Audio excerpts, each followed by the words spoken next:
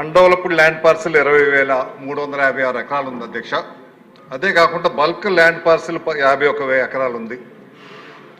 Lands ఇవ్వటం అయితే చాలా ఇబ్బంది, హార్ట్ బర్న్గా రైతులు చాలా ఇబ్బంది పడే ఇచ్చే పరిస్థితి ఉన్నా, ఏదో పరిశ్రమలు వస్తాయి, అభివృద్ధి అయితే వాళ్ళకు ఉద్యోగ అవకాశాలు వస్తాయని చెప్పి వాళ్ళు భూములు ఇవ్వడానికి ముందుకు వచ్చినప్పుడు తీసుకున్నటువంటి భూమి ఉపయోగం లేకుండా ఉంటే మటుకు అది మంచిది కాదు అధ్యక్ష. దీని మీద ల్యాండ్ ఆడిట్ చేయాల్సినటువంటి అవసరం ఉంది.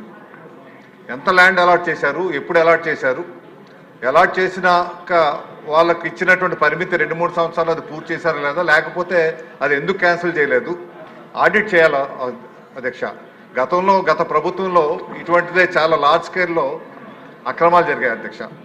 మీకు ఉదాహరణకు ఒక లేపాక్షి, మీకు ఐడియా ఉంటుంది, ఇండస్ట్రియల్ కారిడార్లో సుమారు 10,000 ఎకరాలు, 9,000 నుంచి 10,000 ఎకరాలు కేటాయించి దాని మీద రుణాలు తీసుకొని అక్కడ ఏ పరిశ్రమలు పెట్టకుండా మళ్ళీ బ్యాంక్ ఆక్షన్కి అయితే అవి ఆక్షన్లో 500 కోట్లు తీసుకొని ఈ 1,000 కోట్ల ప్రాపర్టీని వాళ్ళు దారాదత్తం చేసుకునేటువంటి పరిస్థితి వెళ్ళింది అధ్యక్ష.